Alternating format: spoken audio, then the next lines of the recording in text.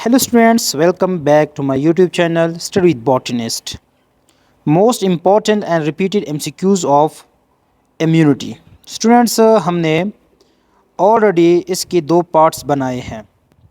आज पार्ट 3 है और इस पार्ट में भी हम 10 MCQs को एक्सप्लेन करेंगे। तो MCQs नंबर 21 है, in case of immunity the first line of defence is. Students जो इम्यूनिटी है इसमें जो फर्स्ट लाइन ऑफ डिफेंस है वो कौन सा है? ऑप्शन देखते हैं, macrophage, lymphocytes, blood cells, skin. Students इस एमसीक्यूज़ को मैं थोड़ा एक्सप्लेन करता हूँ। देखिए स्टूडेंट्स, जो हमारे पास इम्यूनिटी है इसके 3 लाइन्स ऑफ डिफेंस है, first line, second line and third line. जो फर्स्ट और सेकंड है ये हमारे पास क्या है, नॉन स्पेसिफिक है। स्टूडेंट जो हमारा फर्स्ट लाइन ऑफ डिफेंस है इसमें हमारे पास एक है फिज़िकल बैरियर, एक है हमारे पास केमिकल बैरियर। जो फिज़िकल बैरियर है स्टूडेंट्स ये हमारे पास क्या है, स्ट्रक्चर्स है। फॉर एग्जांपल इसमें हमारे पास आता है स्किन, सीलिया, इसके अलावा जो हमारे पास हेयर्स है ये भी आते हैं फर्स्ट लाइन ऑफ डिफेंस में। जो हमारे पास है केमिकल बैरियर, इसमें हमारे पास मुख्तलिफ केमिकल्स होते हैं। फॉर एग्ज़ाम्पल हमारे पास है saliva, tears, for example hydrochloric acid in the stomach, ये क्या है, केमिकल बैरियर है। जो second line of defence students में हमारे पास है macrophage, neutrophils, natural killer sales, complement system, interferon, inflammatory response, pyrexia means fever. जो हमारा third line of defence students ये क्या है, स्पेसिफिक है, हमारे पास है बी सेल और टी सेल। तो जो हमारा फर्स्ट लाइन ऑफ डिफेंस है स्टूडेंट्स ये हमारे पास जो ऑप्शन है, ऑप्शन डी, ये क्या है, करेक्ट है। नेक्स्ट एमसीक्यूज है 22, what are the chances for a child to be allergic if both the parents are allergic? Option देखते हैं, 10%, 100%, 60% और 30%। अब देखिए स्टूडेंट्स, सबसे पहले हम देखेंगे कि एलर्जीज़ क्या है। एलर्जी जो है स्टूडेंट्स हमारे पास एबनॉर्मल रिएक्शन है to ordinary harmful antigens. Student जो हार्मफुल एंटीजेंस होते हैं जब वो हमारे जिस्म में इंटर हो जाते हैं, फॉर एग्जांपल स्मोक है, डस्ट पार्टिकल्स है, पोलन्स है, तो जो हमारा इम्यून सिस्टम है वो उस हार्मलेस एंटीजन को एग्जेजरेटेड इम्यून रिस्पांस देते हैं। तो इस वजह से वो जो बंदा है वो एलर्जिक हो जाता है उस ख़ास एलर्जेंस के लिए। स्टूडेंट्स अब देखें, जो एलर्जीज़ है ये फैमिली में रन होती है और ये किसी भी एज में डेवलप हो सकती हैं। अब जो इधर एमसीक्यूज़ दिया है कि अगर what are the chances for a child to be allergic if both the parents are allergic, कि अगर दोनों के दोनों पेरेंट जो है वो एलर्जिक है तो बच्चे में कितने % चांसेस होंगे कि वो भी क्या होगा, एलर्जिक होगा। तो स्टूडेंट्स देखते हैं, अगर हमारे पास if neither parent is allergic, अगर कोई ऐसा बच्चा है कि उनके दोनों के दोनों जो वालिदैन है वो एलर्जिक नहीं है, तो उस बच्चे में परसेंटेज होता है एलर्जी का 15%। तो 15% चांसेस है कि उस बच्चे में एलर्जिक का जो प्रोसेस है या एलर्जिक जो रिएक्शन है वो अकर हो जाए। अगर उस बच्चे का कोई एक जो पेरेंट है वो क्या है, एलर्जिक है, तो उस बच्चे में तकरीबन 30% चांसेस होंगे कि वो भी क्या होगा, एलर्जिक होगा। अगर किसी बच्चे के दोनों पेरेंट्स क्या है, एलर्जिक है, जो कि इधर का एमसीक्यूज़ भी है, ये वाला जो एमसीक्यूज़ है, तो अगर दोनों पेरेंट्स क्या हो, एलर्जिक हो, तो बच्चे में कितने % चांसेस है कि वो भी क्या होगा, एलर्जिक होगा? तो बच्चे में चांसेस होंगे 60%। तो यहाँ पर जो हमारे पास ऑप्शन बनता है करेक्ट वो है ऑप्शन सी। नेक्स्ट एमसीक्यूज़ है 23, ब्लड सेल और produce by liver, spleen, bone marrow, heart. Students तो हम जानते हैं कि जो बोन है 2 टाइप का टिश्यू होता है, एक हमारे पास होता है रेड बोन मैरो, एक हमारे पास होता है येलो बोन मैरो। जो रेड बोन मैरो है स्टूडेंट्स, ये करता है हीमोपाइसिस, मीन्स ब्लड की प्रोडक्शन करता है।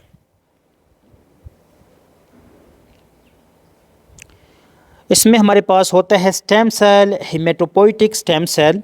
स्टूडेंट्स, जो येलो बोन मैरो है इसमें हमारे पास स्टोर होता है फैट्स।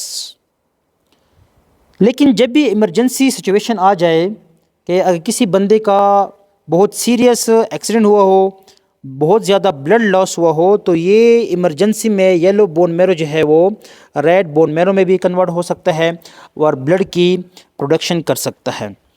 तो ऑप्शन यहाँ पर बनता है हमारे पास करेक्ट, वो है ऑप्शन सी, बोन मैरो।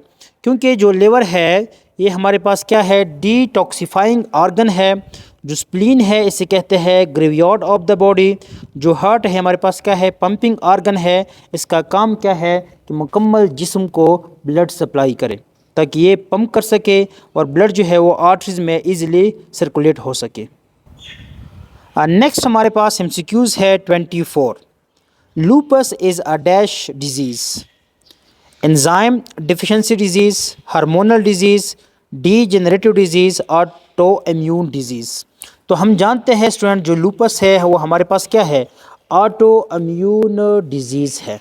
स्टूडेंट्स, हम जानते हैं कि जो ऑटो इम्यून डिजीज़ है ये ऐसी डिजीज़ होते हैं कि इसमें जो हमारा ख़ुद का जो इम्यून सिस्टम है वो हमारे हेल्थी जो टिश्यू है या सेल है उस पर अटैक करता है, उसे ख़त्म करते हैं। तो ऐसे डिजीज़ को कहते हैं ऑटो इम्यून डिजीज़। और इसमें ऑटो इम्यून एंटीबॉडीज़ बनती है, ऑटो एंटीबॉडीज़, ऐसी एंटीबॉडीज़ जो ख़ुद की सेल को ख़त्म करते हैं।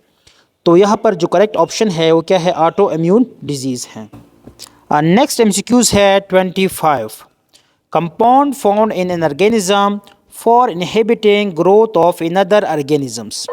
स्टूडेंट्स, यहाँ पर ये एमसीक्यूज़ है कि एक ऐसा कंपाउंड जो एक ऑर्गेनिज्म में पाया जाता है जो क्या करता है, दूसरे ऑर्गेनिजम्स की जो ग्रोथ है उस ग्रोथ को इनहिबिट करता है। तो ऑप्शन देखते हैं, antibodies, antigen, antibiotics, anti allergics. तो स्टूडेंट्स, ऐसा कंपाउंड जो ह्यूमन में पाया जाता है और ह्यूमन के अंदर जो दूसरे ऑर्गेनिजम्स है उनकी ग्रोथ को इनहिबिट करता है, तो ऐसे कंपाउंड को हम नाम देते हैं एंटीबॉडीज़। नेक्स्ट हमारे पास एमसीक्यूज़ है 26। Antigen binding site in an antibody is found between. Option A है 2 light chains, 1 heavy and 1 light chain. Option C है 2 हैवी चेन्स। ऑप्शन डी है बोथ ए एंड सी। तो स्टूडेंट्स, इधर मैंने एक antibody का जो स्ट्रक्चर है वो ड्रॉ किया है और हम जानते हैं कि जो एंटीबॉडी का स्ट्रक्चर है वो क्या है, वाई शेप स्ट्रक्चर है। ये जो ब्लू कलर के जो दो आप लोगों को ये चेन नज़र आ रहे हैं, ये वाले जो 2 चेन है इसको कहते हैं हैवी चेन। तो हमारे पास ये हैवी चेन है, हैवी चेन। एक दूसरा ये है, एक ये हैवी चेन है, 1 हैवी चेन। अब ये जो रेड कलर के आप लोगों को नज़र आ रहे हैं स्टूडेंट्स, ये हमारे पास क्या है, लाइट चेन है। ये भी क्या है, लाइट चेन है। तो एंटीबॉडीज़ में एक हमारे पास एक साइड पे होता है हैवी चेन, उसके साथ अटैच होता है लाइट चेन। और किसके थ्रू अटैच होता है, वो होता है डाई सल्फाइड बॉन्ड के थ्रू। ये क्या होते हैं, आपस में अटैच होते हैं और इसमें हमारे पास 16 डाई सल्फाइड बॉन्ड्स होते हैं। स्टूडेंट्स, ये जो रीजन है जो मैंने ये कलर किया है, ये दोनों, ये क्या है, ये वेरिएबल रीजन है। ये भी क्या है, वेरिएबल रीजन है। ये वेरिएबल रीजन है लाइट चेन का। वेरिएबल रीजन का मतलब है कि ये मुख्तलिफ एंटीबॉडीज़ के लिए चेंज होता रहता है। इसके नीचे वाला जो पोर्शन है या हैवी चेन का ये वाला जो पोर्शन है, ये हमारे पास क्या है, कांस्टेंट रीजन है या परमानेंट रीजन है, कांस्टेंट रीजन है। जो सब एंटीबॉडीज़ के लिए क्या होगा, कांस्टेंट होगा। अब देखिए स्टूडेंट, जो हमारा एंटीजन बाइंडिंग साइट है स्टूडेंट्स, वो क्या है, यहाँ पर है। यहाँ पर एंटीजन आके अटैच होता है और यहाँ पर एंटीजन अटैच होता है दूसरी साइड पे। अब देखिए स्टूडेंट्स, ये जो एंटीजन साइड बन गया, एंटीजन बाइंडिंग साइड बन गया, ये बन गया बिटवीन वन लाइट चेन, ये वन हैवी चेन। तो जो हमारा करेक्ट ऑप्शन है स्टूडेंट्स, वो क्या है, one heavy chain and one light chain. तो जो हमारा ऑप्शन बी है, ये क्या है, करेक्ट है। और एंटीजन बाइंडिंग साइट को स्टूडेंट्स हम कहते हैं पैराटोप, पैराटोप। और एंटीजन का ऐसा पार्ट जो इस एंटीबॉडी के साथ अटैच हो, ऐसे पार्ट को हम कहते हैं एपिटोप, एपिटोप। नेक्स्ट एमसीक्यूज है 27, the variable region of antibody is composed of. Students ये देखिए, इधर हमने एंटीबॉडी का स्ट्रक्चर भी ड्रॉ किया है। ये हमारे पास क्या है, वेरिएबल रीजन है। ये लाइट चेन का वेरिएबल रीजन है और ये जो है हैवी चेन का वेरिएबल रीजन है। तो इसमें हमारे पास जो अमाइनो एसिड होते हैं वो कितने होते हैं। तो स्टूडेंट्स हमेशा याद रखें, जो वेरिएबल रीजन है इसमें अमाइनो एसिड होते हैं 110 से लेकर 130 तक। तो जो हमारा करेक्ट ऑप्शन है वो क्या है, ऑप्शन ए है। नेक्स्ट एमसीक्यूज है हमारे पास 28, mother milk is example of dash immunity. Students जो मदर मिल्क है, इसमें हमारे पास क्या होता है कि इसमें हमारे पास ऑलरेडी प्रिपेयर्ड एंटीबॉडीज़ होती हैं। अब जो माँ है वो उसका सामना जिस जिस डिज़ीज़ से हुआ है उसके ख़िलाफ़ उसके जिस्म में क्या बनी है, एंटीबॉडीज़ बनी हैं। तो ऑलरेडी प्रिपेयर एंटीबॉडीज़ जो है वो बच्चे को दी जाती है, किस चीज़ के फॉर्म में, मिल्क, मदर मिल्क की फॉर्म में। तो ऐसी इम्यूनिटी को हम क्या कहते हैं कि हम ऑलरेडी प्रिपेयर एंटीबॉडीज़ को लेते हैं। एक्वायर्ड तो है, तो इसमें जो करेक्ट ऑप्शन है वो क्या है, option D, passive acquired immunity है। जो एक्टिव है स्टूडेंट्स, इसमें क्या होता है कि हमारे जिस्म में एंटीबॉडीज़ बनते हैं। इनेट और नेचुरल जो है स्टूडेंट्स, ये क्या है, सेम है, ये हम बाय बर्थ गेन करते हैं। ऐसी इम्यूनिटी कि हमें जो बाय बर्थ मिलती है, जिसमें हमारे पास फर्स्ट लाइन और सेकंड लाइन ऑफ डिफेंस आते हैं। Next MCQs students 29, which one is cytotoxic. Students cytotoxic cells कौन से होते हैं। अब नाम से ही जाहिर है, साइटो मीन्स सेल और toxic means toxins, chemicals, poisons. तो हम जानते हैं स्टूडेंट्स, जो साइटोटॉक्सिक सेल है वो कौन से है। ऑप्शन देखते हैं, CD8 cells means cytotoxic T cells. Option B देखते हैं, natural killer cells. Option C है हमारे पास है मैक्रोफेज। ऑप्शन डी है बोथ ए एंड बी। अब देखिए स्टूडेंट्स, जो हमारे पास CD8 सेल है और NK सेल है, ये हमारे पास क्या है, साइटोटॉक्सिक है, क्योंकि इसके अंदर होते हैं ग्रेन्यूल्स, उसमें ये टॉक्सिक सब्सटेंसेस होते हैं, फॉर एग्जांपल परफोरेंस। तो जो हमारा करेक्ट ऑप्शन है यहाँ पर बनते हैं स्टूडेंट्स, वो क्या है, option D, both A and B. बाकी जो मैक्रोफेज है हमारे पास क्या है, फेगोसाइट्स है, ये क्या करते हैं, फेगोसाइटोसिस करते हैं, जो मुख्तलिफ सेल्स है या इंटीजेंस है उन्हें इनगल्फ करता है और डाइजेस्ट करता है। नेक्स्ट हमारे पास इस पार्ट का, इस वीडियो का लास्ट एमसीक्यूज़ है, एमसीक्यूज़ नंबर 30। फिर हम नेक्स्ट वीडियो में हम जो नेक्स्ट 10 एमसीक्यूज़ है उससे डिटेल से डिस्कस करेंगे।